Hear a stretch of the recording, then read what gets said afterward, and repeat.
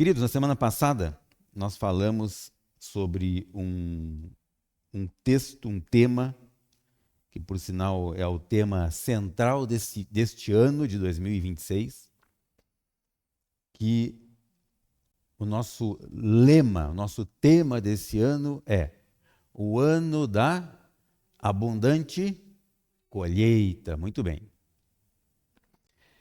E como já foi falado aqui, nós temos já presenciado, testemunhado algumas colheitas que se fizeram, se manifestaram neste ano da abundante colheita.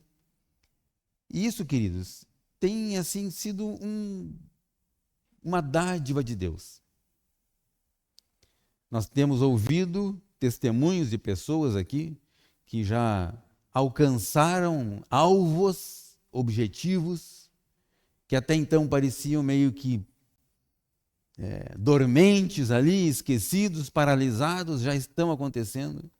Pessoas que já estão realizando alguns sonhos, não é comendo sonho assim, aquele sonho recheado, não, é realizando sonhos. Comendo sonho também, né? Tem sonho muito bom aí. Contratos estão sendo fechados.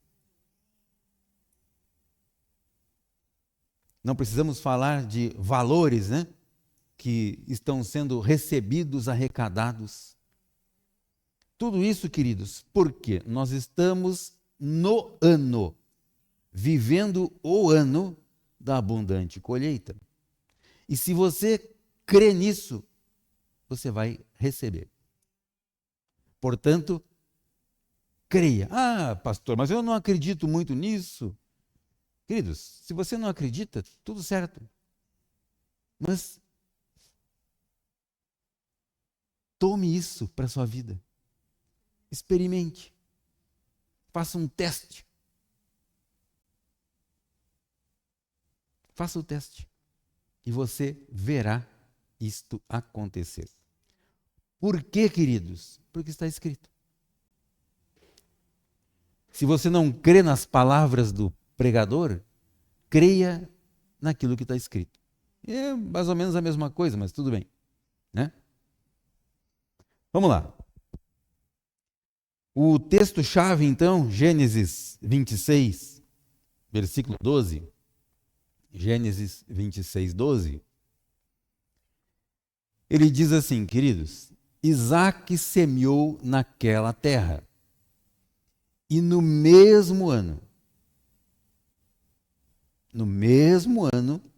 recolheu 100 por um, porque o Senhor o abençoava. Queridos, aqui nós podemos, não digo dividir, mas destacar três formas, três aspectos deste versículo. O primeiro é quem, o segundo, onde, e o terceiro, o quê. Quem semeou? Isaque. Onde ele semeou? Naquela terra. Queridos, aquela terra onde Isaque semeou é a terra onde você vive. Essa é a terra. Você pode pensar assim, peraí um pouquinho, mas quem sabe lá tinha mais fertilizante, mais adubo, né? Tinha camelos andando e voltando ali, um trânsito gigantesco de camelos ali e tal, então tinha bastante esterco natural. Por isso que ele colheu. Não. A terra estava fertilizada. Não. Era deserto? Talvez. Pode ser. Mas quem sabe ele tinha lá um fertilizante químico? Creio que não. Queridos, ele colheu porque ele semeou. E ele semeou com fé, porque ele sabia quem ele era. Naturalmente, vocês sabem desta passagem, né, dessa história bíblica. Isaque é o filho de Abraão. E é um filho oriundo, derivado de uma promessa. Deus havia prometido a Abraão que ele teria um filho. E todos nós sabemos, né? Que ele já estava assim meio passado, meio sem muito vigor, assim como a sua esposa, ela era estéril e ela se manteve estéril até aproximadamente ali os seus 80 anos. Abraão já próximo dos 100 anos. E a promessa de Deus se cumpriu na vida dele. A palavra diz que ele teve um filho. O filho da promessa. Por quê? Porque ele creu na promessa de Deus. E a própria história bíblica diz que antes desse filho Isaque, houve ainda um outro filho. E esse filho não foi o filho da promessa. Esse filho foi um filho do jeitinho que a sua esposa deu para que ela então... peraí um pouquinho, mas então Deus falou que você ia ter um filho, mas eu não posso mais ter filho. Então, quem sabe, vamos arrumar aqui alguém que tenha condições de ter filho para que essa promessa de Deus se realize. Fora do casamento. Jeitinho. E esse jeitinho trouxe um problema. Problema para eles, família, e esse problema se perpetua até os dias de hoje. Esse filho, Ismael, deu origem aos ismaelitas, que hoje é aquela turminha lá que estão brigando, disputando por religiosidade, religião. Mas vamos voltar ao Isaque. Queridos, Isaque é aquele menino que lá no livro, em alguns capítulos anteriores ali, a palavra diz que Deus falou a Abraão: Abraão, pega o teu filho, o teu único filho, a quem tu amas. Portanto, o outro filho, que foi o filho do jeitinho, não era o filho do amor. Curioso, né? Espera um pouquinho, mas ela é uma pessoa também, então quer dizer que não, Deus não ama esse filho? Não, não é isso. Não é o filho da promessa. A promessa de Deus para Abraão é que ele teria um filho através da sua fé. Não por baixo dos panos. E Deus, então, por volta de 17 anos que tinha já Isaque, Deus pede a ele que pegue esse filho e ofereça esse filho em sacrifício. E Abraão, então, ouviu essa voz. Isso está lá no livro de Gênesis 22. 22, a partir do versículo 1 até o versículo 18, por ali. Então a palavra diz que, olha lá, depois dessas coisas, a história bíblica, Deus pôs Abraão à prova. E lhe disse: Abraão. E ele respondeu: pois não, Senhor, eu estou aqui. Próximo. Deus continuou: pegue o seu filho, seu único filho, e deu o nome dele. Deus conhecia essa pessoa pelo nome. Isaque, a quem você ama, o filho do amor, e vá à terra de Moriá. Ali ofereça-o em holocausto, sacrifica o seu filho, sobre um dos montes que eu vou lhe mostrar. E a história continua, né? Não vamos ler até o final aqui, mas diz então que ele pegou 2 servos, servidores, serviçais ali, pegou o jumento, pegou a madeira, a lenha, e pegou o filho e se colocaram em marcha. Ao terceiro dia, anotem isso, ao terceiro dia eles chegaram neste lugar.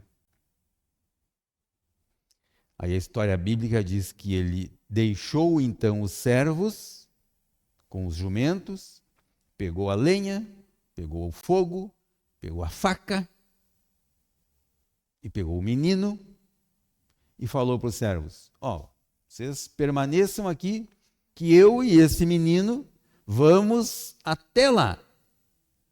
Vamos oferecer o sacrifício e voltaremos.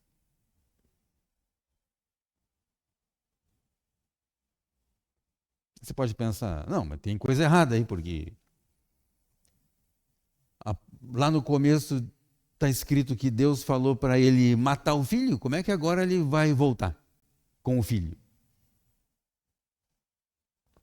Queridos, Abraão sabia que aquilo que Deus deu para ele não seria tomado. Mesmo que, ainda que, esse menino fosse sacrificado, ele cria em Deus de que Deus ia devolver esse filho para ele. E esse filho ia voltar com ele. Queridos, essa fé, essa confiança, muitas vezes não está presente na nossa vida. Às vezes você pega um resfriado e isso já abala a nossa fé, a nossa confiança.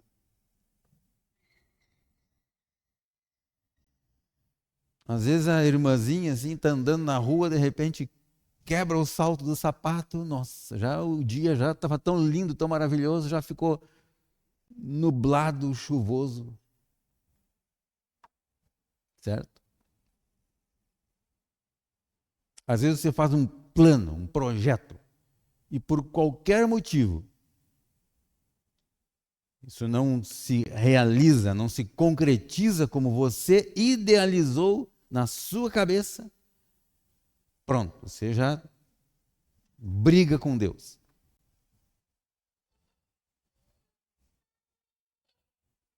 E a palavra diz que Abraão ouviu a voz de Deus e fez exatamente o que Deus pediu que ele fizesse.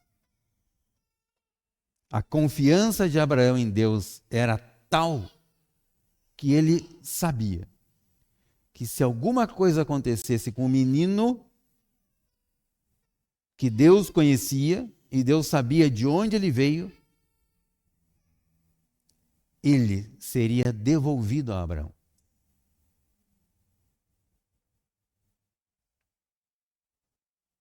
E olha que nesse momento aqui, nesse momento da história bíblica, não havia nem tido ainda a voz dos profetas, né? Profetizando que o Cristo e tal, ia ressuscitar.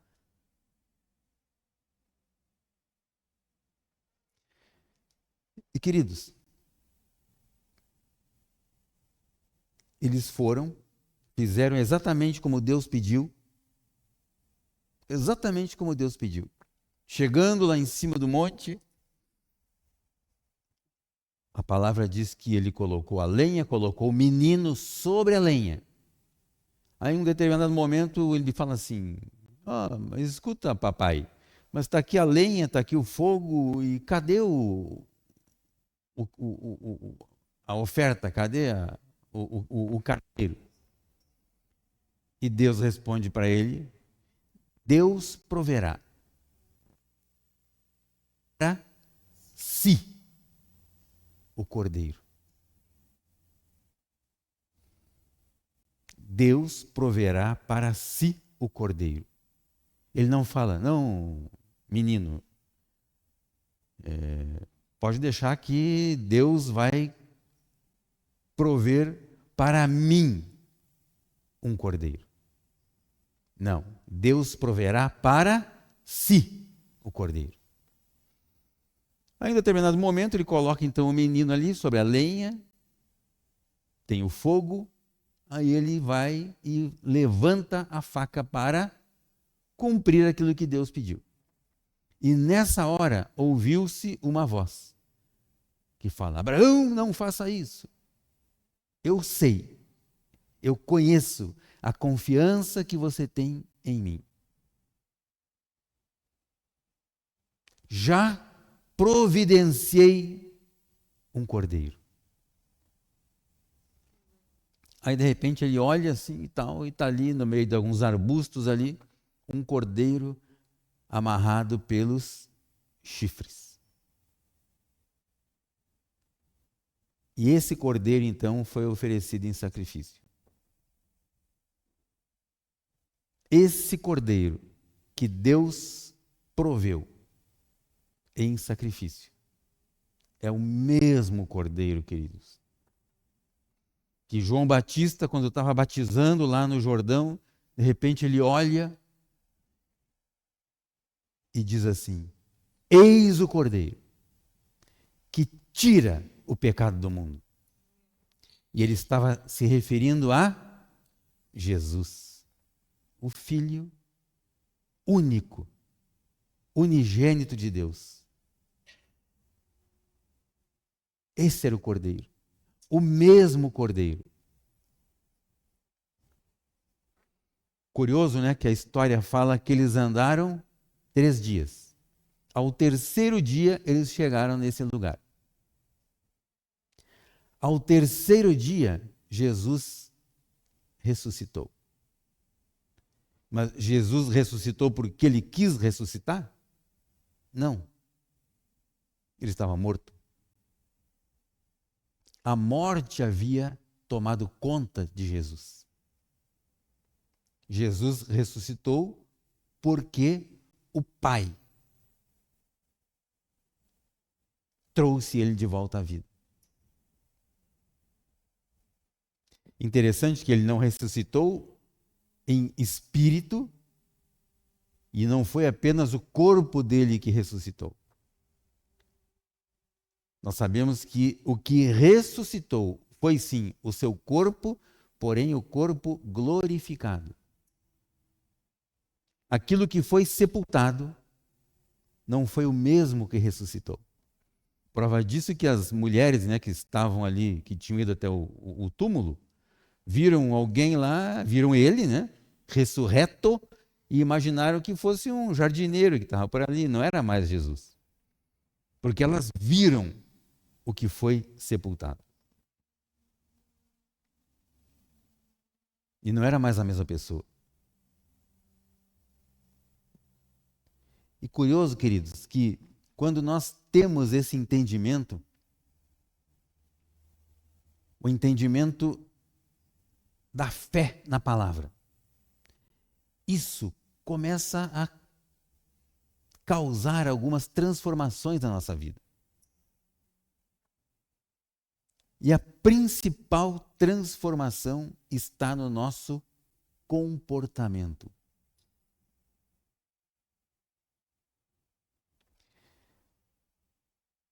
Nós falamos em fé, que isso gera em nós um comportamento diferente.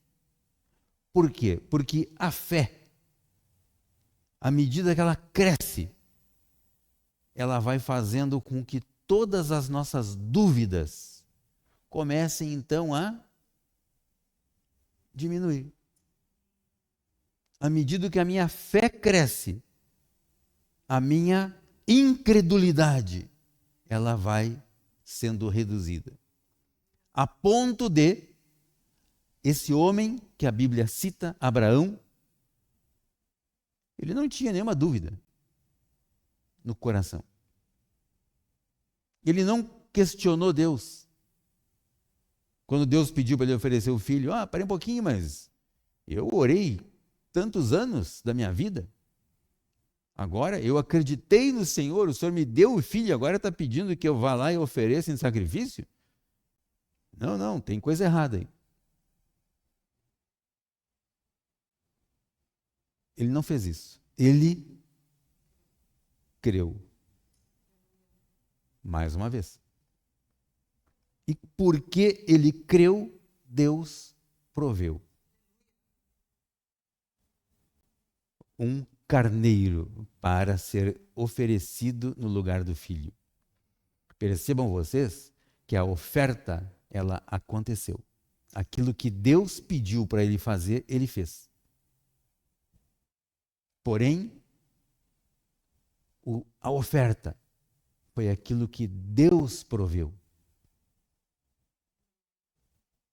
Queridos, quando você crê na palavra, quando você ouve a voz de Deus e você anda, você centra as suas atividades baseados na voz de Deus para a sua vida. Não é mais você que produz.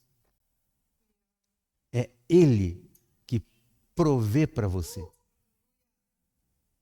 Consegue entender isso?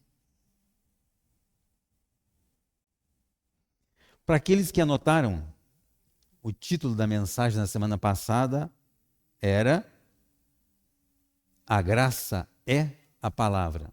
Não foi isso? Então vamos considerar hoje então como o título dessa mensagem, né? A Graça é a Palavra, parte 2, parte B, como você quiser, né? Vamos ler, por gentileza, o livro de Marcos. Marcos, capítulo 4, versículo 14. Marcos 4, 14. Que diz assim: O semeador semeia a palavra. Todos conhecem a parábola do semeador, né? Aqui então, esse texto de Marcos, a partir desse versículo, ele está explicando a parábola do semeador. O semeador semeia a palavra. E a mensagem, queridos, a mensagem central desse versículo é que o resultado da palavra na vida de alguém, na nossa vida, esse resultado, ele não depende especificamente da semente, mas sim do coração que recebe a semente. O que é a semente? A palavra.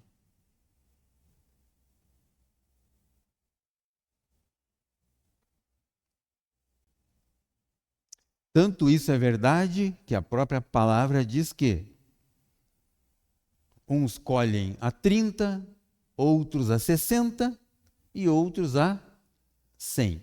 100 aqui é o todo, é a totalidade. Mas se um colhe a 100, por que é então que o outro colhe a 60 e um outro só colheu a 30? Por conta do coração, que recebe então esta semente. E a semente é a palavra. Vamos voltar à história de Abraão. Abraão creu na palavra. E ele colheu a 100. O filho não voltou para ele faltando um pedaço, faltando uma perna, um braço, a cabeça. Não. Ele voltou inteiro, 100%. Porque ele creu.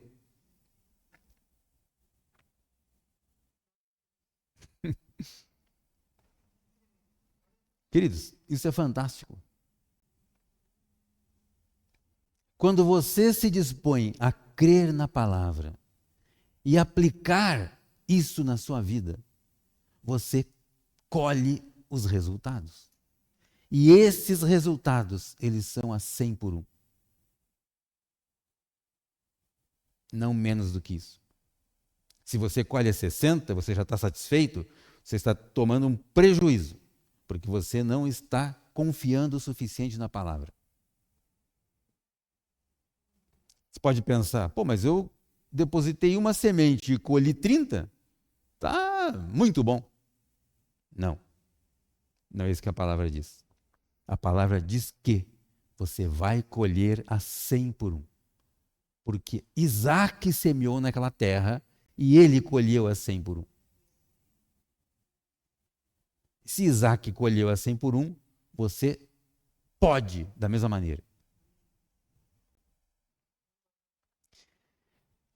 2 Coríntios, capítulo 9, versículo 10. Vamos entender um pouquinho isso. 2 Coríntios 9, 10. Olha lá o que está escrito, queridos. E Deus, portanto, Deus, né? Não é a... Como é que chama ali? A loja ali, que vende produtos agrícolas ali, né? E Deus que dá semente ao que semeia. Essa semente que você semeia, você sabe que é Deus que deu ela para você? Coloque-se na função do semeador. O que o semeador faz? Ele semeia. Semeia o quê? A palavra. Quem semeia? O semeador. Onde? Na terra. O quê? A palavra. E Deus, que dá semente ao que semeia e pão para alimento, também suprirá e aumentará as sementes e multiplicará os frutos da justiça de vocês. Existe outra versão que diz: e Deus que dá semente ao que semeia e pão para quem tem fome. Olha que curioso. Queridos, existem pessoas que recebem semente porque Deus sabe que são semeadores.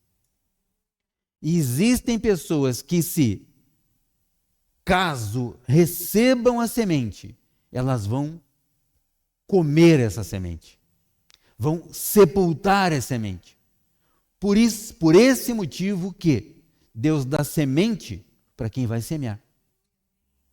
E Deus vai dar o pão para aquele que não vai semear. Porque Deus sabe que ele vai comer porque ele tem fome. O semeador, queridos, também tem fome. Fome da palavra.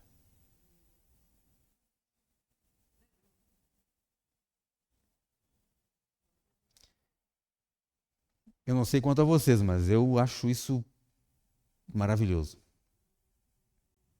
Aí você começa a entender por que algumas pessoas do seu convívio, talvez até mesmo da sua família, sei lá, do seu círculo de amizades, por que existem pessoas bem-sucedidas e pessoas que estão ali lutando e com dificuldades a vida inteira.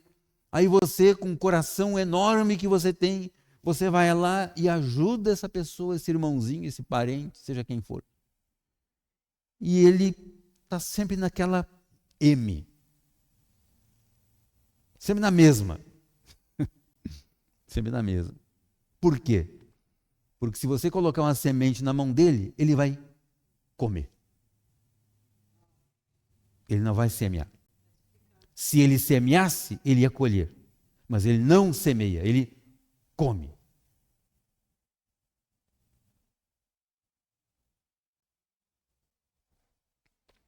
Mas Queridos, continue semeando. Continue praticando isso. Independente do resultado. Continue semeando.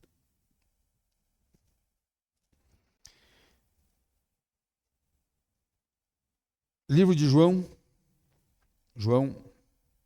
capítulo 4, João 12, versículo 24. João 12, 24.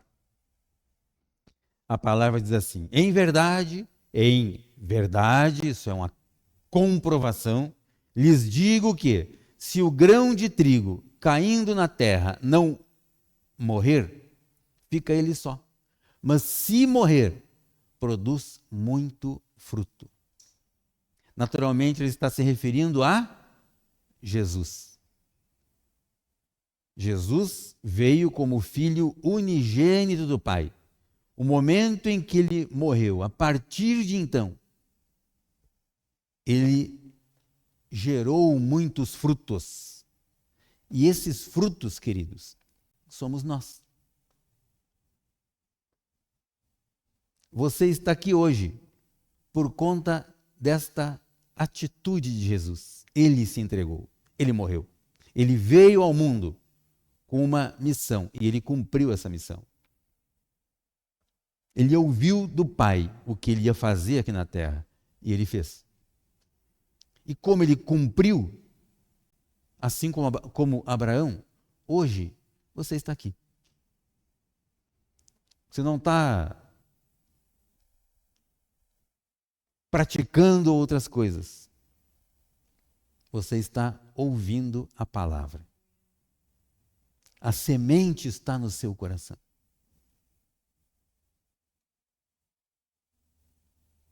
Fantástico, né? Fantástico isso. Queridos, aqueles que vivem, aqueles que creem, que vivem após o Cordeiro, estes colhem a 100 por 1, assim como Isaque. Quem vive após a substituição do Cordeiro, assim como Isaque, colhem a 100 por 1, porque sabem, assim como Isaque, que são amados por Deus, assim como Isaque. Isaque sabia que ele era amado de Deus. Por isso ele semeava. E por isso ele colhia a 100 por 1.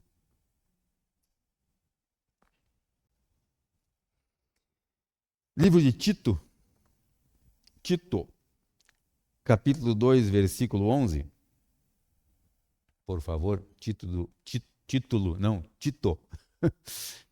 Tito 2, 11. Olha o que diz lá. Porque a graça de Deus, a graça de quem? Deus, se manifestou. Qual foi a graça de Deus que se manifestou? Jesus. Trazendo salvação a todos. Ah, mas é toda a humanidade? Vamos ver. Livro de João, capítulo 1, versículo 12.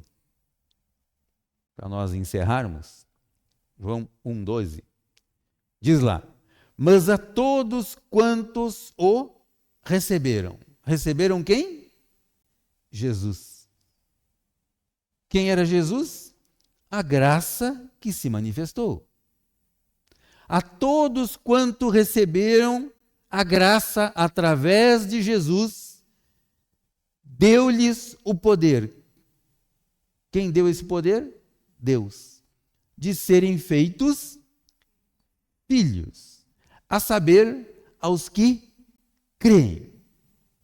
Se você crê, então esta graça se manifestou para você. E se a graça se manifestou a você, sim, o que você semeia, você colhe a 100 por 1. Queridos, creia nisso. E semeie.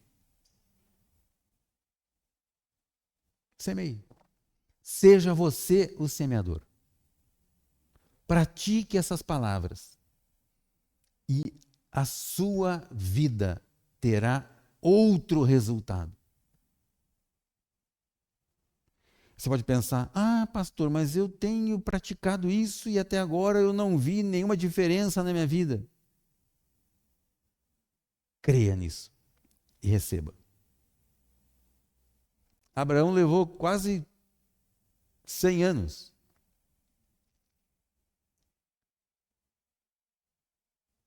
para que isso se realizasse na vida dele. E por nenhum momento ele duvidou. Ele teve fé e recebeu essa semente, essa palavra no coração. E como ele recebeu essa palavra, através de uma semente no coração, isso se realizou na vida dele.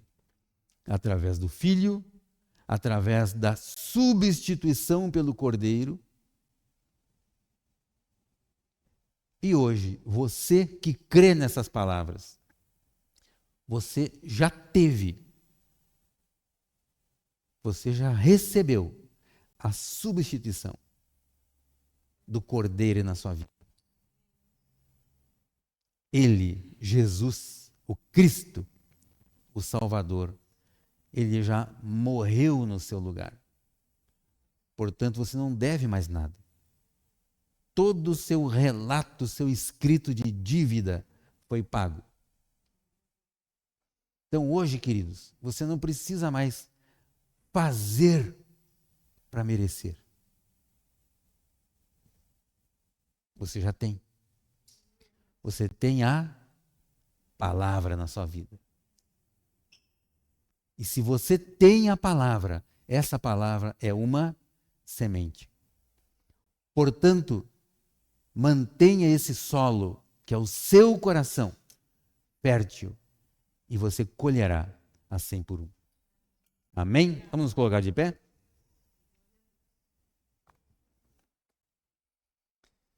Se você tiver liberdade, coloque a mão no seu coração. Vamos fazer um